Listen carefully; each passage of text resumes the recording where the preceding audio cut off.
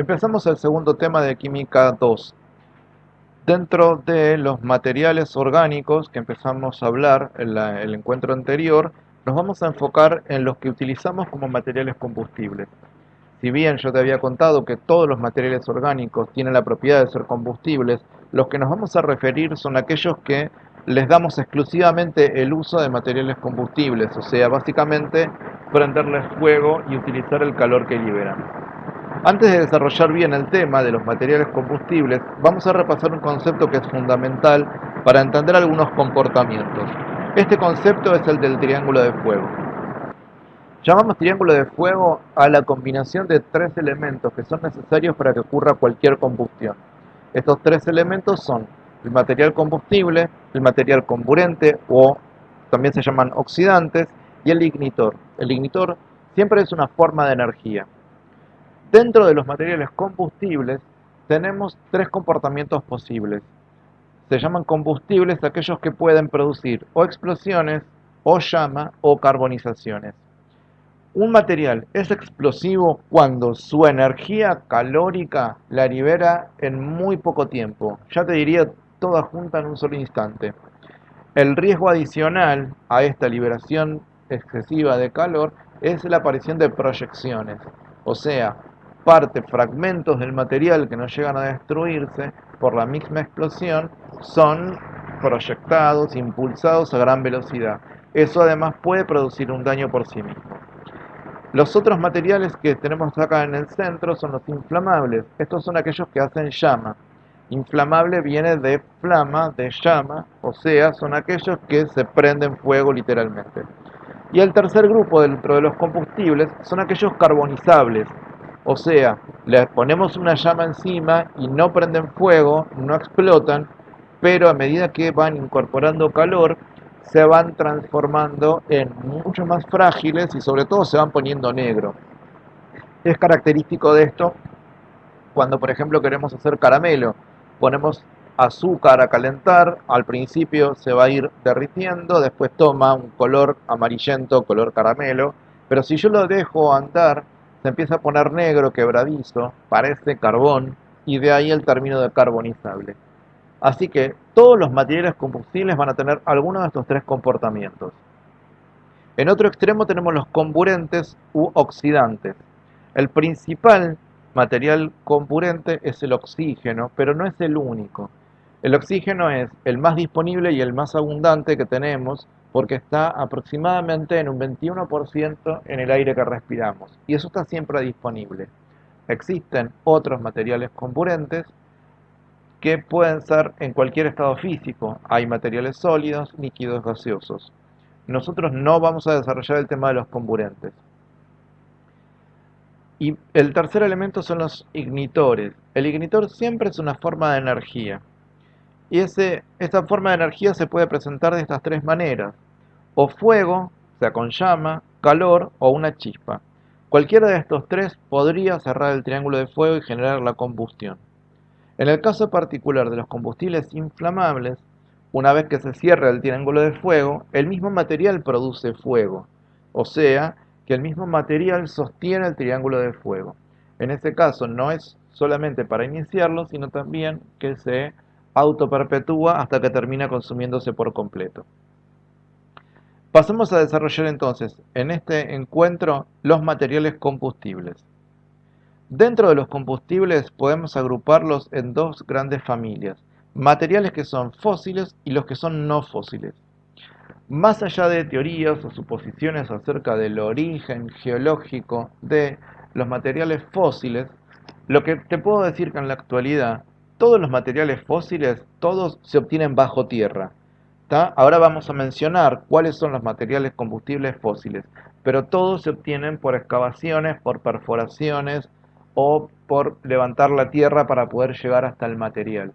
Por eso, toda la explotación de combustibles fósiles pertenece a la legislación referida a minería.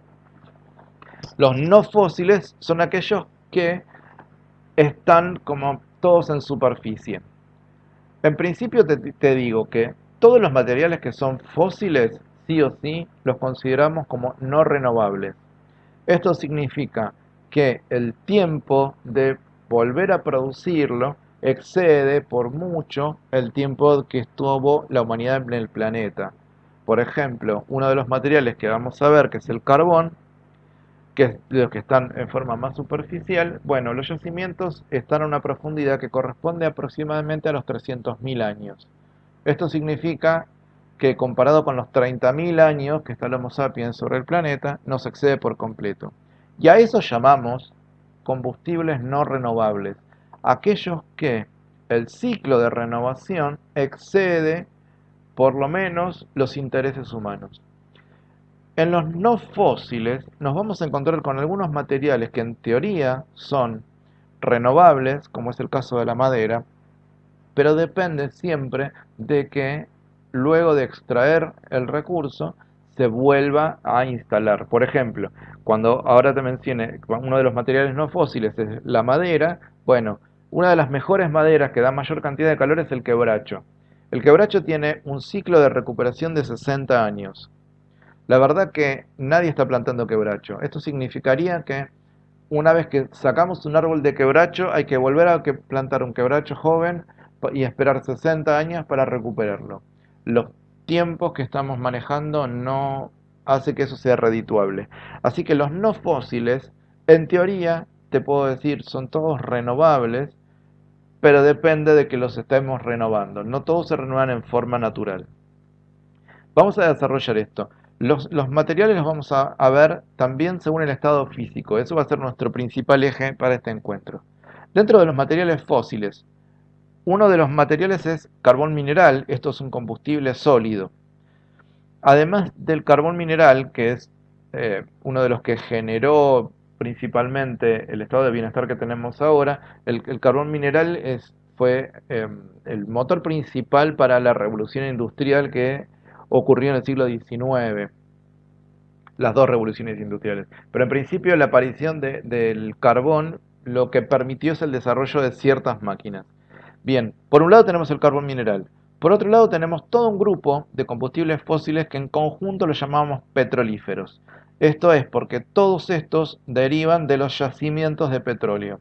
Acá tenemos, estos tres son todos líquidos, es un ejemplo, ¿sí? Combustibles líquidos hay unos cuantos más.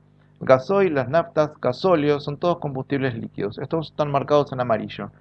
En celeste están marcados los combustibles gaseosos, que también derivan de yacimientos petrolíferos. El gas natural, que no lo usamos tal cual está, pero bastante parecido, y el GLP o gas envasado. GLP significa gas licuado de petróleo, básicamente es el gas que utilizamos en las garrafas. Todos estos entonces corresponderían a los fósiles, extracción bajo tierra y no renovables.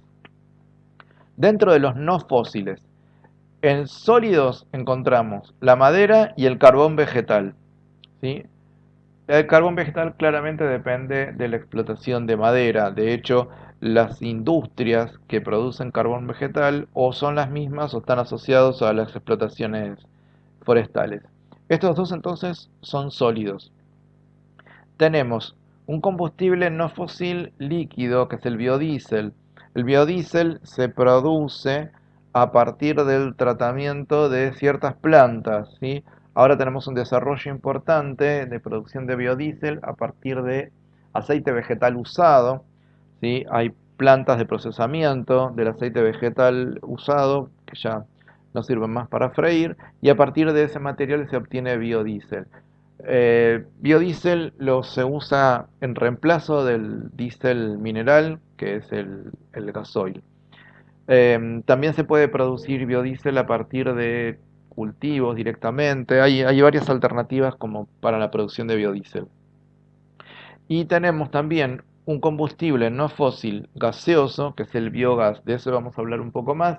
Y es la producción de un equivalente al gas natural en ciclos mucho más cortos. No necesitamos un par de millones de años como para el gas natural. Y aprovecha sobre todo todos los desechos rurales. De eso vamos a estar hablando en un momento.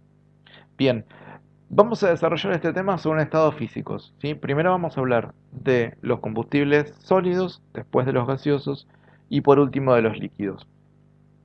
Arrancamos entonces con esto, combustibles sólidos, y nos vamos a enfocar entonces en carbones minerales y carbones vegetales. Y estoy hablando en plural, carbones minerales, no hay un solo tipo de carbón mineral. Y acá te estoy mostrando cuatro como estadios bastante definidos, muy comerciales, que varían mucho en la utilidad que tienen por la cantidad de calor que puedan desprender. El de la derecha, este parece una piedra metálica, ¿sí? Directamente parece metal por el brillo que tiene. La antracita es uno de los materiales dentro de los carbones minerales más compacto. En el otro extremo tenemos otro material que se llama turba. La turba también se saca bajo tierra, pero en yacimientos mucho más superficiales. Si bien hay un proceso mediante el cual la turba se puede transformar en combustible, en general se usa sobre todo para plantaciones, ¿sí? Se lo utiliza como material para abono. Pero la turba puesta a desecar se transforma en un tipo de carbón de baja energía, pero muchísimo más barato. Estos cuatro tipos de carbón tienen distinta composición, de ahí el distinto aspecto. Esta distinta composición la podemos ver aproximadamente en este cuadro. Están ordenados estos cuatro tipos de carbón. Hacia abajo va aumentando el contenido de carbono y hacia arriba el contenido de agua. Es decir, la antracita va a ser los carbonos que son, yo te decía, más compactos, son los más densos, porque tienen menos contenido de agua y en general menos contenido de materia orgánica. La turba, que lo tenemos en el otro extremo, es el que va a tener menor contenido de carbono y mayor porcentaje de agua. Esto es lo que le da el aspecto que le estamos viendo. Digo, parece básicamente como tierra superficial. Hay mucha materia orgánica.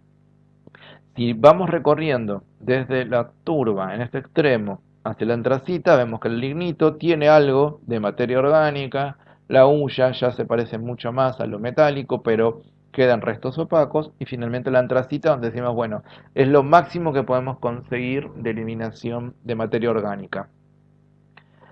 Si intentáramos como comprimir más la antracita, obtendríamos un mineral eh, prácticamente sin nada de materia orgánica, y a eso llamamos diamante. Ahora te voy a mostrar alguna imagen, pero nos encontramos con esto. En los lugares de donde se extrae carbón, hay ciertos lugares, en ciertas condiciones, que también son yacimientos de diamantes.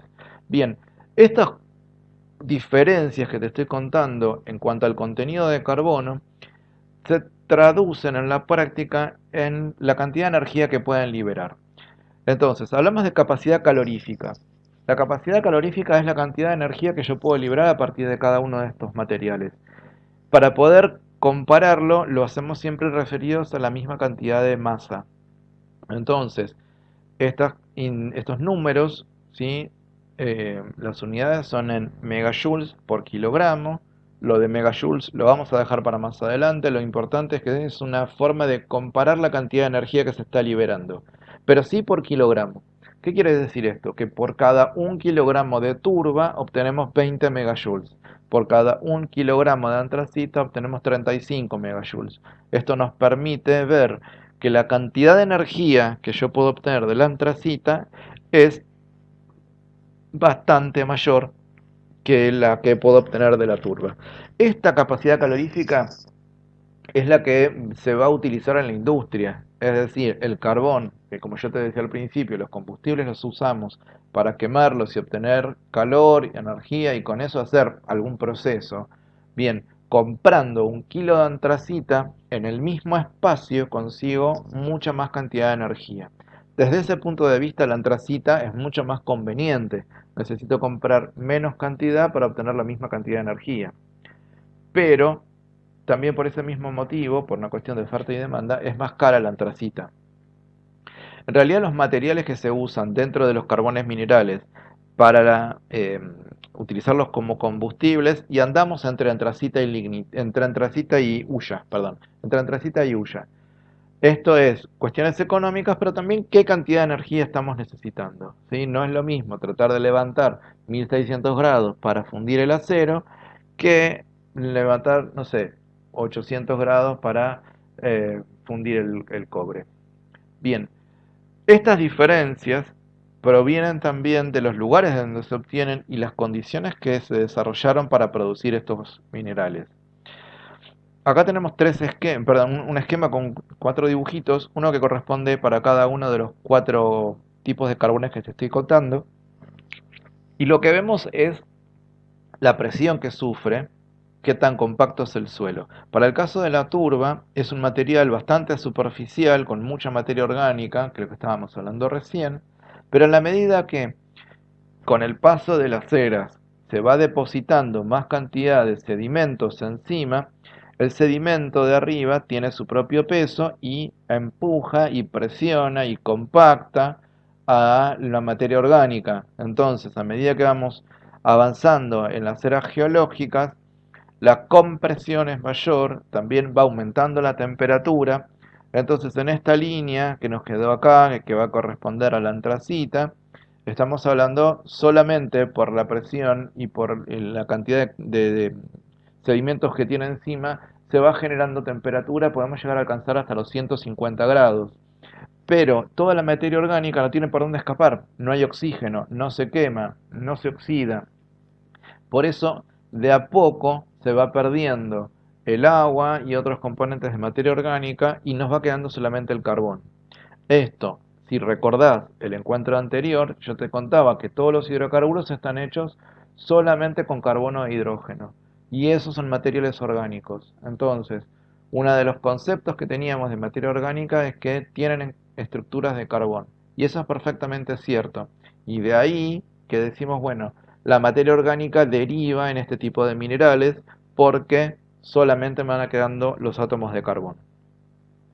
Acá tenemos algunas imágenes de minas de carbón. La imagen que tenés arriba es de lo que se llaman minas a cielo abierto. Básicamente lo que se hace es sacar la tierra que está encima. Entonces, si notás esta parte donde está circulando el camión, esto es un camión que está transportando la recolección de carbón. Bueno, este sería el nivel del suelo. Y a partir de acá se fue quitando tierra, quitando suelo, con palas excavadoras, con muchísimo tiempo, con muchísima energía, con muchísima gente.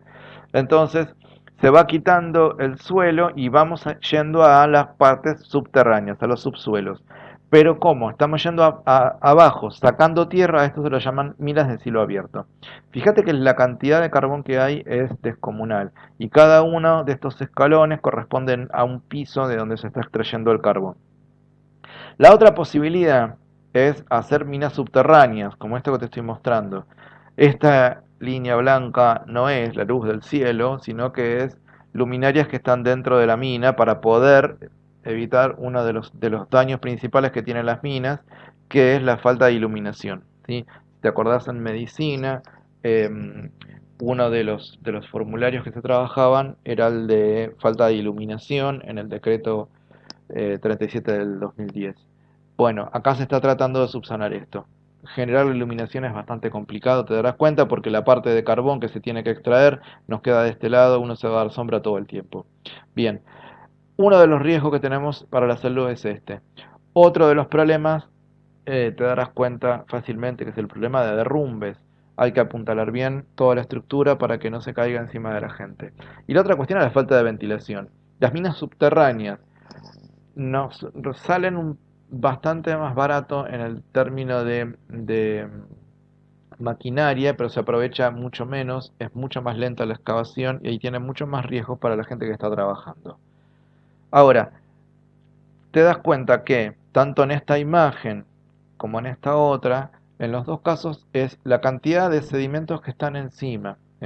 Cuanto mayor sea la profundidad, mayor es la presión de la tierra que tiene encima, mayor es la compresión y cuanto más se compacta, es mayor la probabilidad que aparezca dentro del carbón piezas de diamante. Esta imagen que te estoy mostrando acá es todo lo que está negro alrededor, es carbón mineral, y metido, integrado con el carbón mineral aparece esto. Esto es un diamante en bruto. Digo, así tiene poco valor comercial porque después los orfebres lo tallan, le dan figuras agradables y también se utilizan para ciertos instrumentos ópticos. Bien, tienen ciertos usos escasos, carísimos, pero muy redituables para lo que es la industria minera. Bien, este es el otro tipo de carbón que yo te mencionaba, el carbón vegetal. ¿Cómo lo reconocemos? A ver, si el otro nos parecían piedras, este nos parece madera. ¿Tá? Muchos conocemos el carbón vegetal porque es el que compramos en los mercados para cocinar el asado de vez en cuando, o todos los domingos, depende de las costumbres familiares. La cuestión es que estamos más familiarizados con esto. El carbón vegetal es mucho más barato, mucho más asequible, porque estamos dependiendo de la producción de madera. Carbones vegetales hay de distintos tipos, dependiendo principalmente del tipo de árbol del que provengan. Lo más frecuente son árboles con poca capacidad calorífica, ¿sí? No estamos hablando de quebracho, por ejemplo. Bien, la cuestión es que hay que de alguna manera transformar la madera en carbón, eliminar la materia orgánica y quedarnos lo más parecido posible al carbón mineral. Para eso se utilizan este tipo de procedimientos. Acá tenemos un señor, esto puede ser perfectamente en el Chaco, por ejemplo, el lugar donde proviene gran cantidad del carbón que usamos. En el corazón de esta pira de troncos, acá en el centro, se deja una zona con yesca, material fácilmente inflamable, ¿sí? Hojas secas, ramas y demás, cosa que prenda rápidamente. Pero después lo llena por completo de troncos, o sea, no le está dejando espacio. Lo único que le deja de aire es esta chimenea que tiene encima, acá arriba. Una vez que se pusieron todos los troncos en la montaña y se agota toda la reserva de troncos, después de eso esto se recubre con tierra, literalmente. La cuestión es no permitir que entre el aire. ¿Por qué? Porque esto vamos a prenderle fuego y si entra el aire se hace cenizas y lo que necesitamos es que pare un poco antes. Entonces, lo que vamos a hacer es que tengan mucha cantidad de calor, ¿sí? Finalmente esto se le prende fuego y vamos a ver que sale eh, vapor, ¿sí? Este humo que tenemos acá tiene gran cantidad de vapor de agua, muchas partículas de materiales volátiles. Lo que se trata es de que por el calor se hierva el agua, se evapore todo lo más posible, se volatilice todo lo más posible y que nos quede únicamente los átomos de carbón para generar esto que estábamos hablando del carbón vegetal que parece piedra pero con forma de árbol. Hay otras industrias que ya están como más organizadas, más permanentes, que trabajan directamente con este tipo de hornos. ¿Sí? La mecánica es exactamente la misma, nada más que es más eficiente en la conservación de calor, se controla el flujo de aire mucho mejor, tienen estas chimeneas a los costados, donde se regula la salida de los humos y la entrada de aire. Te fijas acá, se ve toda la pila de troncos y esto se cierra la puerta. Sí, acá tenemos el producto. Acá una vez que se dejó todo el proceso, se sacan toda la madera. Este proceso puede llevar muchos días. En el aula yo te puse un video de una persona que explica este proceso. Eh, Puede tardar 10 días entre que el horno está vacío hasta que se termina todo el proceso. Bien, comparamos. Arriba están los carbones minerales con su capacidad calorífica y abajo el carbón vegetal, ¿sí? Estoy tomando una referencia general, pero más o menos andan todos los carbones vegetales en los 30 megajoules por kilo. Y fíjate que está más o menos parecido a la hulla. ¿Está? La ventaja que tiene el carbón vegetal en este sentido es que es mucho más fácil de conseguir, es mucho más abundante, es renovable, siempre y cuando haya plantaciones de por medio. La seguridad de los trabajadores es mucho más fácil de controlar, requiere menos inversión y nos va a dar una cantidad de energía similar al carbón mineral que llamamos hulla. Entonces, ¿cuál conviene usar? y depende de la cantidad de energía que necesitemos. ¿Por qué? Con los carbones vegetales que tenemos acá, puedo llegar hasta cierta temperatura. Tengo un techo en la temperatura que podemos producir. Y si necesito más, tendríamos que pasar a los carbones minerales. Bien, ¿para qué se usa el carbón? Generación de energía eléctrica. Este es un punto importante que la mayoría desconoce. La gran parte de energía que tenemos en Argentina proviene de centrales termoeléctricas. Las centrales termoeléctricas son aquellas que usan fundamentalmente carbón mineral porque tiene más energía, para calentar agua y ese agua mueve una turbina y la turbina mágicamente, por el momento, produce energía eléctrica. ¿Sí? Yo algo te había contado en el video anterior sobre esto. Las otras fuentes de energía van a ser sobre todo desechos más que nada plásticos. Bien, la principal fuente de energía que tenemos entonces para las termoeléctricas es el carbón.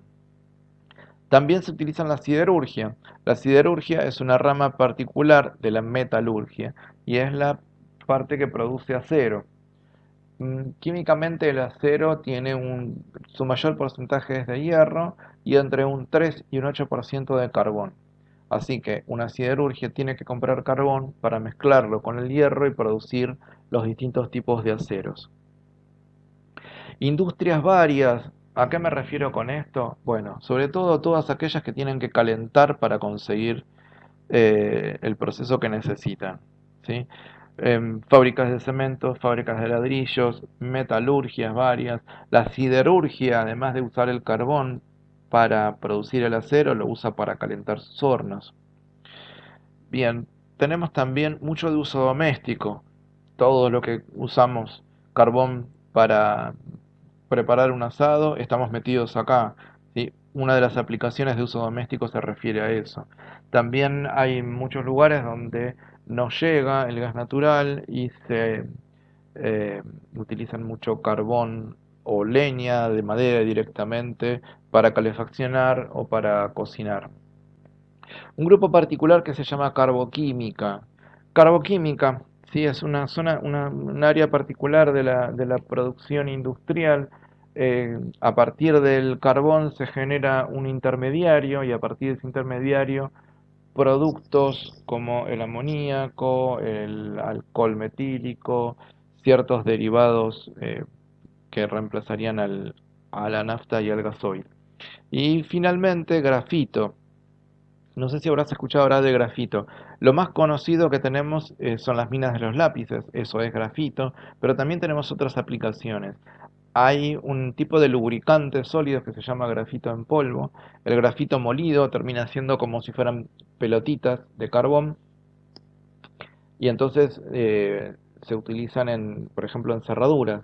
Las cerraduras es un mecanismo muy particular porque está hecho de piezas metálicas que se deslizan entre sí, por lo tanto tienen mucho desgaste, pero los ojos de la cerradura están abiertas al ambiente, así que le entra polvo. Si le pusiéramos un lubricante líquido, él pegaría todo el polvo, se empasta, la cerradura se deja de funcionar rápidamente. Entonces se le pone grafito. El grafito, como te decía, es un polvo, imagínate partículas muy pequeñas, esféricas, que calzan entre las piezas metálicas. De esa manera ruedan una pieza sobre la otra y sin que se le pegue el polvo. ¿Sí? También hay otro material que se llama grasa grafitada, que se utiliza para cerrar las juntas de los caños de gas. Bien, ventajas del carbón, las estuvimos mencionando bastante. Es un recurso abundante, ¿sí? Tanto el carbón mineral como el vegetal. Es, eh, es fácilmente asequible, hay muchas minas de carbón en el mundo. Es un recurso económico. Una de las ventajas importantes que tiene está relacionada con el transporte. Las piezas sólidas siempre son las más fáciles de transportar, porque digo, si estamos transportando un camión lleno de carbón, ok, supongamos que se vuelca. Las piezas ruedan poco, es fácil de recuperarlo y de juntarlo. Siempre un material sólido es mucho más simple, mucho más fácil de controlar que los otros estados físicos. Eso hace también que se, sea, sea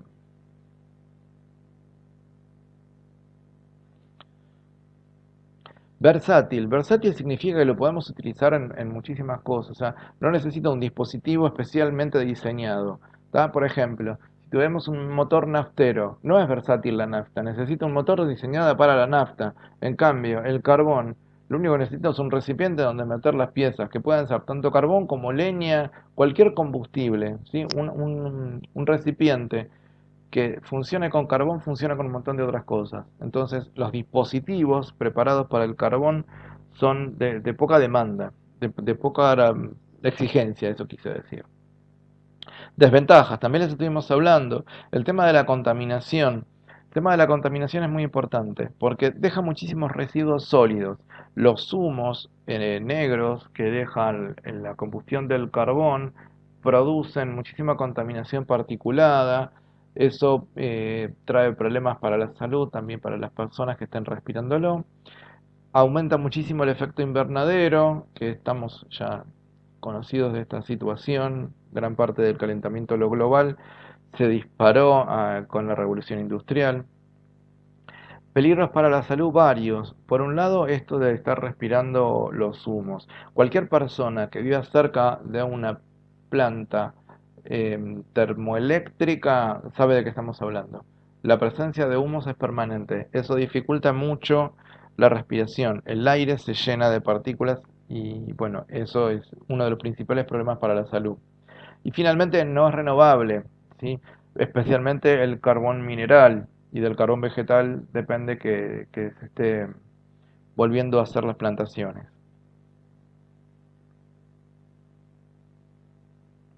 Pasamos a los combustibles gaseosos.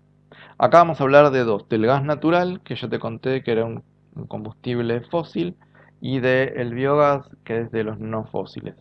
Arrancamos primero con con el gas natural. Acá te estoy mostrando dos diagramas para que sepas, tengas idea de dónde se obtiene el gas natural. Necesitamos yacimientos, tienen los mismos lugares de yacimientos que el petróleo, son yacimientos petrolíferos.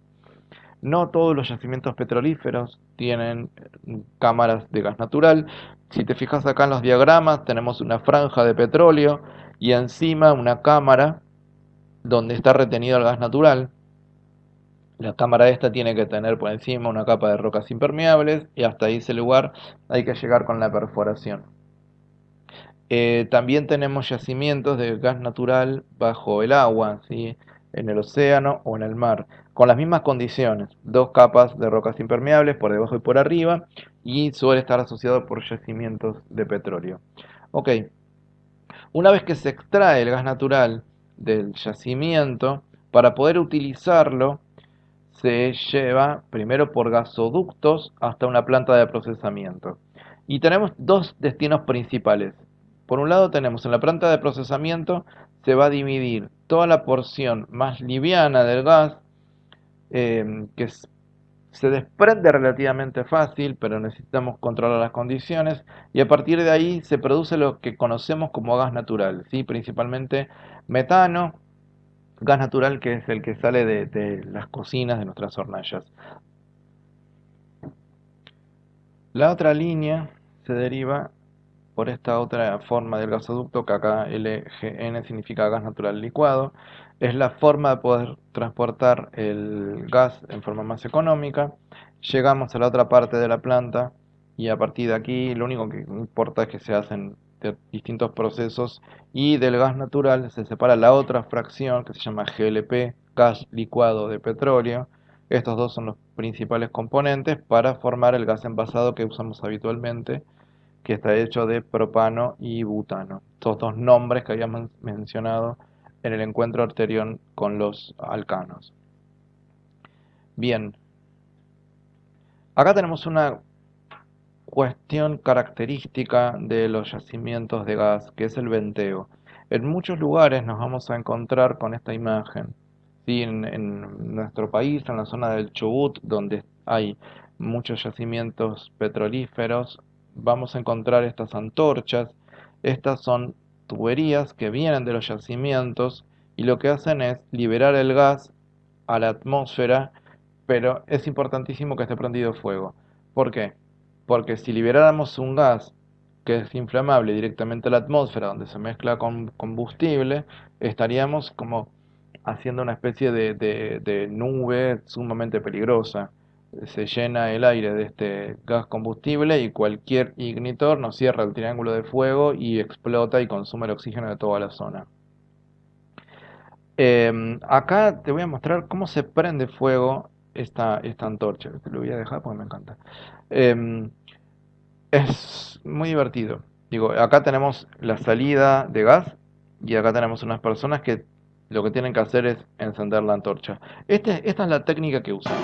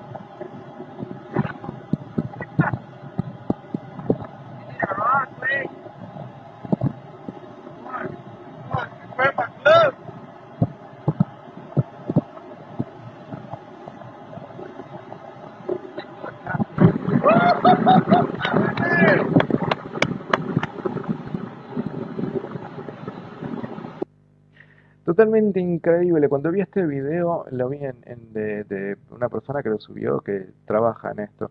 Yo le dije, pero no es re peligroso, no van a usar un palo para prender fuego así. Y la respuesta fue, no sé, siempre se hace así. Nada. Bueno, obviamente las otras antorchas que son tan altas no trabajan de esta manera, no tienen algún ignitor en la punta. Me imagino, en realidad ni se me ocurrió preguntar cómo lo hacen. Bien, avanzamos un poco más. Venteo, es lo que es como que nos lleva a una contradicción, digamos, ¿para qué queman el gas si lo necesitamos usar? Bueno, hay varios motivos. El venteo es quemar el gas que está asociado al petróleo, que no siempre se puede usar, ¿tá? Hay que prenderle fuego, como te decía, porque si no es sumamente peligroso. Em, Motivos por los cuales se le prende fuego. Uno, no existen instalaciones de gasoductos, ¿sí? A ver, si tuviéramos suficiente gas natural en el yacimiento, se construyen gasoductos porque es rentable. Pero si la cantidad de gas natural, aunque sea de buena calidad, es poca en cantidad, no vale la pena hacer la inversión de construir los gasoductos. Otra, por tratarse de pozos aislados, esto significa construir el gasoducto hasta ese lugar implicaría una inversión demasiado grande que no lo justifica por el rédito que podemos llegar a conseguir. ¿Tá? Entonces, pozos demasiado aislados implicarían mucho costo de transporte.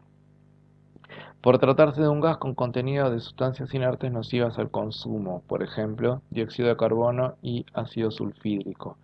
Básicamente significa no todos los gases que encontramos en los yacimientos petrolíferos son iguales, algunos tienen sustancias que podrían ser peligrosas y retirarlas hace que el producto también sea demasiado caro, no vale la pena.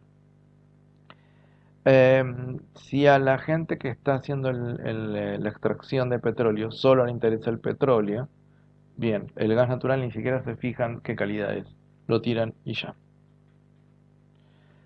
Esto es la composición del gas natural, fundamentalmente lo que nos llega a nuestras casas. El componente principal, te darás cuenta, es el metano. ¿Tá? Decir que el gas natural es metano, lo podemos aceptar. Digo, no es correcto al 100%, pero es el principal componente inflamable. Si miras todo esto, el gas natural es una mezcla de gases, pero de todo esto, el que es inflamable es el metano. Podemos asumir y decir, sí, el gas metano es el gas natural, sabiendo que tenemos otras cosas. Otro componente sumamente importante es el sulfuro de hidrógeno. Este no es natural, sino que se le agrega hasta un 5%. El sulfuro de hidrógeno tiene la ventaja que tiene un olor espantoso. ¿Y por qué es una ventaja? porque eso nos permite usar las alarmas naturales que tenemos. El ser humano detecta ese olor, le parece feo y enseguida como que le prestas atención. Si utilizaran un gas que tuviera un aroma agradable, nada, uno se queda sintiéndolo y entonces no le prestas atención a la pérdida de gas. También pasaría eh, que sea peligroso si el gas necesitamos mucha cantidad para sentirle el olor. Estos cuatro primeros, metano, etano, propano y butano, los que son inflamables, esos no tienen olor. O sea, por más que estemos metidos en el ambiente, no tienen olor y estaríamos metidos en una situación muy peligrosa, porque el metano, que es el combustible, se mezcla con el oxígeno y cualquier chispa o calor nos cierra el triángulo de fuego. Bien, gas natural, ventajas. No deja residuos consistentes, ¿sí? A diferencia del carbón que yo te contaba antes, que deja una ceniza, deja hollín, este se quema por completo, no deja residuos. Eso es una importante ventaja para el cuidado del aire donde uno está. Los yacimientos son bastante abundantes, o sea, las cámaras de gas son bastante abundantes, eso hace que el producto sea muy barato. Es económico para extraer, para quemar, para transportar. El hecho de transportarlo es un punto importante. Por ejemplo, yo te contaba que el carbón, que es un sólido, es fácil de transportar. Pero para transportarlo yo tengo que quemar combustible. O sea, transportar el carbón implica un gasto importante. En cambio, el gas natural se mete en gasoductos. En determinados lugares se le pone mayor presión, se recupera la presión del gasoducto y el gas natural viaja solo. Eso abarata muchísimo el transporte. No tengo que gastar en combustible para transportar un combustible. Es flexible en la utilización. Esto es lo mismo que decir que es versátil que teníamos en el carbón. ¿Sí? El gas natural lo puedo utilizar en muchísimos dispositivos. Perdón, antes de las desventajas, que tiene que ver con el transporte del gas natural. El gas natural, yo te contaba antes, se transporta como gas natural licuado. Esto tiene la ventaja de poder aprovechar mejor el espacio. ¿Sí? Al estar licuado, todas las moléculas están más juntas, meto más cantidad de gas en el mismo lugar, por un lado. Por el otro, la misma presión que yo le tengo que meter para poder licuarlo es la que le permite avanzar y lo que te decía que facilita el transporte. Ahora sí, las desventajas. No es una fuente de energía renovable, o sea, en algún momento nos vamos a quedar sin gas natural, pero de todos modos, por el momento hay suficiente. Produce muchos gases de efecto invernadero. Al ser tan versátil, fácil de usar, barato y demás, lo utilizamos un montón, genera mucho dióxido de carbono y eso es lo que va aumentando el efecto invernadero que habíamos mencionado también para el uso del carbón. Es difícil de almacenar justamente por ser un gas. Es justo todo lo contrario del carbón. El carbón era sólido, es fácil de transportar, almacenar. Este todo lo contrario. Como es difícil de almacenar, necesito dar ciertas condiciones particulares, gastar energía en mantener la presión. Las fugas no lo puedo parar con nada. Y todo eso requiere bastante de instalaciones.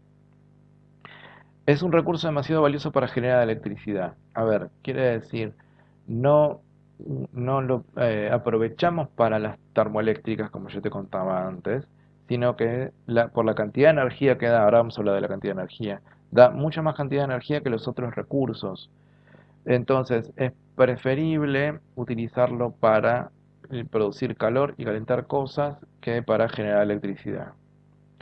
Y de esto te estaba hablando antes. Ocupa más espacio que un líquido o que un sólido, por lo que para almacenarlo es necesario comprimirlo a presiones altas o licuarlo a bajas temperaturas. Todo esto implica un gasto energético y por lo tanto también una inversión económica.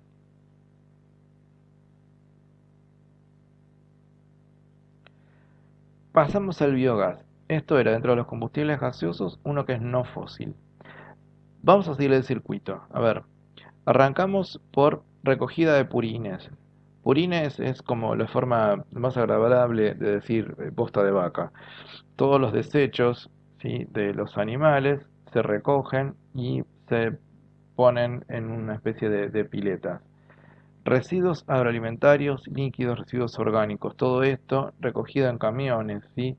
Que va a depender mucho del tamaño de la planta, de la planta productora de biogás.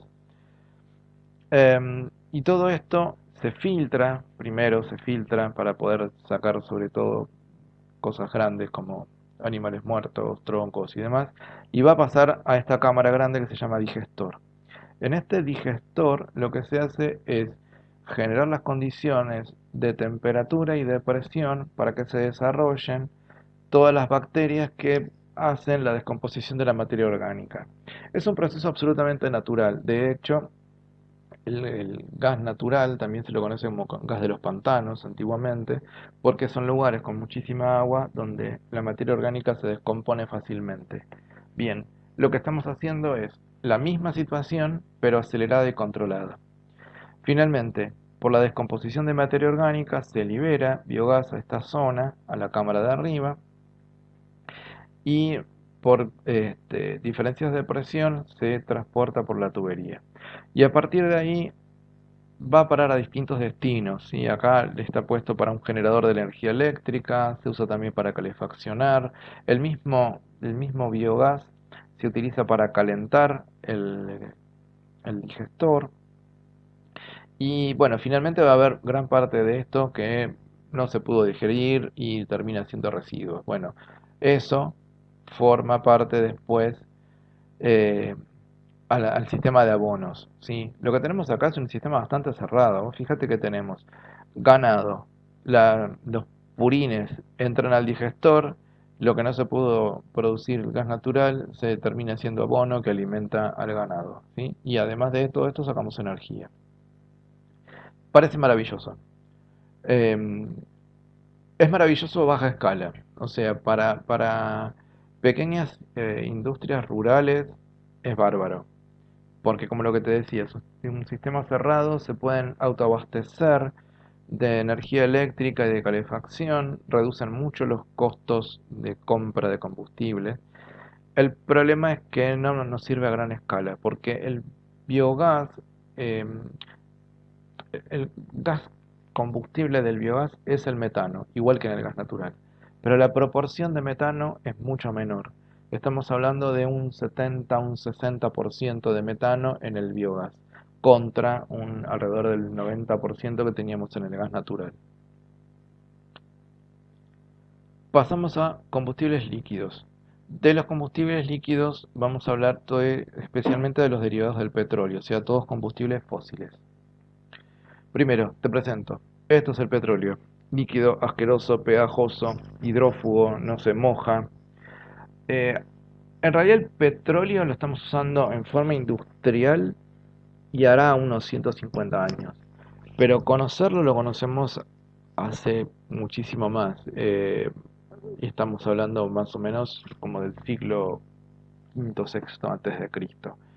¿Para qué se usaba antes? Bueno, se usaba como para lámparas, por ejemplo, lámparas de petróleo para iluminación, se usaba para pintar los barcos por fuera, imagínate barcos hechos de madera, la madera conseguir una junta perfecta para que no entre el agua es sumamente difícil, entonces una vez construido el barco se pintaba por fuera con petróleo, se metían todas las juntas y como además flota y no permite que entre el agua, es genial, digo, para el recubrimiento de barcos.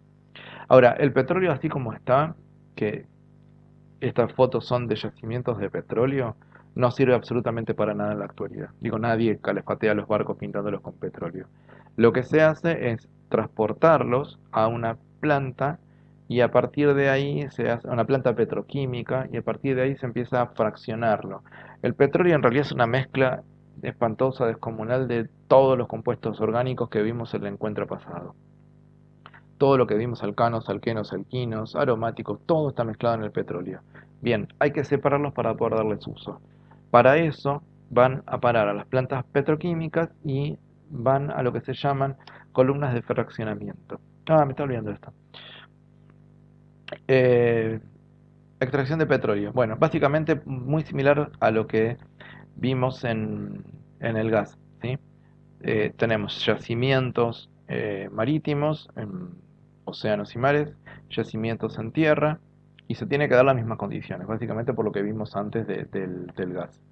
Esto es lo que vas a ver siempre que haya un yacimiento de petróleo. Las torres estas, que son los típicos dibujitos, sirven únicamente para transportar los elementos de perforación.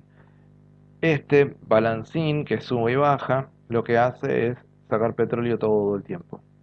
En los lugares donde puedes encontrar esto en Argentina son estos que tenemos acá. Esta foto que está puesta acá con el balancín es de esta zona, de la zona de Chubut. También tenemos acá en la zona 3, en la parte de Río Negro, una zona muy importante. Bien, ahora sí, columna de destilación.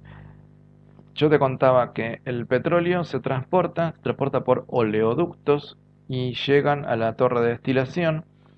Lo que se hace es calentarlo. No tanto, digo, se calienta a 400 grados. Claramente nos quemamos con 400 grados, pero pensando en las metalúrgicas que llegan por encima de los 1000, 400 grados no es tanto. Una vez que se calentó todo, todos los componentes del petróleo, o la gran mayor parte, la gran mayoría, se transformaron en gases. Una vez que está calentado, se mete en la columna de fraccionamiento todo aquello que no llegó a pasar al estado gaseoso, va a caer, ¿sí? Va para el bitumen. Ahora te voy a contar las utilidades que tiene cada una de estas fracciones. Y en la columna de fraccionamiento se lo deja enfriar. O sea, lo que va a pasar es lo siguiente. Entra el petróleo caliente. Suponete que es todo gaseoso. Entra en la columna de fraccionamiento. Como son gases, van a tender a ir hacia arriba. Bien. Aparecen entonces los pisos que tenemos en cada una de estas estructuras. Fíjate que son como agujeros que tienen una tapa. Es una especie de chimenea. ¿Sí? Ahí lo vamos a ver con una ampliación. Entonces, lo que ocurre es lo siguiente. Los vapores llegan a este agujero, se topan con una superficie que es más fría y lo obliga a bajar de temperatura. Bien, algunos van a seguir de largo. O sea, aquellos que están a una temperatura por encima de su punto de ebullición siguen siendo gaseosos, aunque los hayamos enfriado. Entonces van a seguir su camino. Llegan a la chimenea esta y siguen hasta el siguiente piso que se vuelven a enfriar. Pero otros, cuando llegan a este lugar, se enfriaron por debajo de su punto de ebullición. Por lo tanto, se transforman en líquidos. Y al ser líquidos, me van a quedar en el piso y entonces se van a extraer por un costado. No se extrae cada componente, o sea, lo que se extraen son fracciones. Se extraen 8 fracciones, ¿sí? Acá te las estoy mostrando. 8 fracciones. Estas son las 8 fracciones que, de todo lo que te estoy contando de petróleo, es importante que ubiques los nombres de estas 8 fracciones. Eso es lo que te voy a pedir que sepas. No hace falta las temperaturas, pero sí los nombres de las fracciones y las aplicaciones, ¿sí? Por ejemplo, lo que se va para el fondo, que en la imagen anterior se llamaba bitumen, una de las aplicaciones son asfaltos. Nos referimos a el asfalto propiamente dicho de las calles, también la brea, eh, y lo que utilizamos es, como lo estamos viendo, ¿sí? Recubrimientos e impermeabilización. Otra porción es de lubricantes eh, derivados de petróleo, por ejemplo para los aceites de autos. Bien, combustibles de distintos tipos. Estos 3 frascos de acá son 3 tipos de nafta. ¿Está? Los 3 tipos de nafta tienen distintas aplicaciones. En el apunte teórico que está subido en el aula tenés el desarrollo de todo esto, cada una de las fracciones, para qué sirven y qué aplicaciones tienen. Y finalmente, en la torre de arriba de todo, el gas podría, depende de la calidad y la cantidad y demás, o bien va a parar a gas envasado, o bien se hace venteo igual que se hacía en los pozos de extracción. ¿Para qué usamos el petróleo? Claramente la mayor parte es para combustibles. ¿Sí? Si seguimos los porcentajes, gasolina 43%, diésel, combustible para reactores, el coque es un derivado de petróleo que es equivalente al carbón, gases y demás, y una muy pequeña porción, 2,4%, va a parar a lo que se llaman petroquímicos. Y sin embargo, es inmensa la cantidad de aplicaciones que tienen y es tremendo cómo dependemos de los petroquímicos. Fíjate que tenemos un montón de productos que son cosméticos, medicamentos, muchísimos plásticos, ¿sí? Gomas. Bien, dependemos de todo eso de la producción de petróleo, ¿sí? De esto vamos a ampliar un poco más en los próximos encuentros. Bien, hacemos una comparación entre todos los combustibles que estuvimos viendo. Si miramos, vamos a usar la columna del medio, que es la que estuvimos, las unidades de antes, ¿sí? Megajoules por kilogramo. Bien, acá claramente el premio se lo lleva el gas natural, que dijimos que tenían un montón de ventajas. Bueno, otra de las ventajas es la cantidad de energía que libera. Por cada kilo de gas natural es el que mayor cantidad de energía libera. Otro gas importante, perdón, otro producto importante es la antracita. Fíjate que de los materiales combustibles sólidos que mencionamos al principio, era el que tenía mayor cantidad de energía. Y sin embargo, es bastante menor al gas natural. Por eso el gas natural tiene tanta ventaja y tanta utilización. Otro gas importante que, reitero, tenés que conocer es el acetileno. Sí, el acetileno que se usa para un tipo de soldadura llamada oxiacetilénica, oxicorte o autógena. Bien, con esto terminamos la parte de combustibles. Nos queda todavía hablar un poco más acerca de la utilización de los combustibles, que eso está en el siguiente video, eh, y está relacionado con el funcionamiento de los motores. Nos estamos escuchando.